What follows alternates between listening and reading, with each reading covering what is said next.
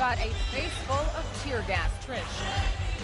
Well, I think it's important to point out, although much of what you'll see tonight is confrontation between police and protesters, hours went on of peaceful protest. The protesters exhibited much restraint, as did law enforcement officials.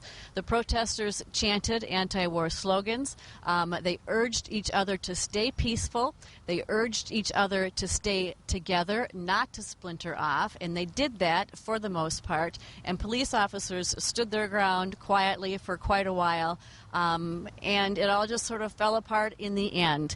And it's important to note that many of these people were very young and very scared, like a 21-year-old woman from Madison you see here.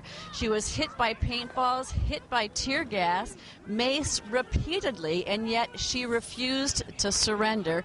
Much of the group scattered, and she just did not want to leave. She kept chanting, "I love you, I love you."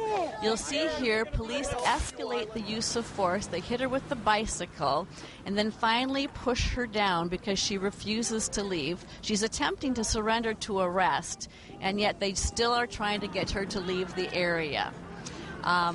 She just won't do it.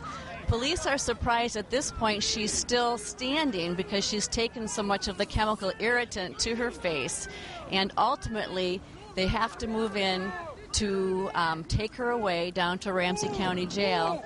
And when they do take her away, she tells them, "I love you, I love you." Now, in the meantime, they tried to keep us from observing this arrest, and we insisted on staying there so that we could see what happened to her. We'll check in with her tomorrow when she is released from jail to see how she's doing. But again, 21-year-old, never been to a protest before, standing her ground, refusing to leave, and learning a lot about the process. I'm Trish Van Pilsum, live in St. Paul.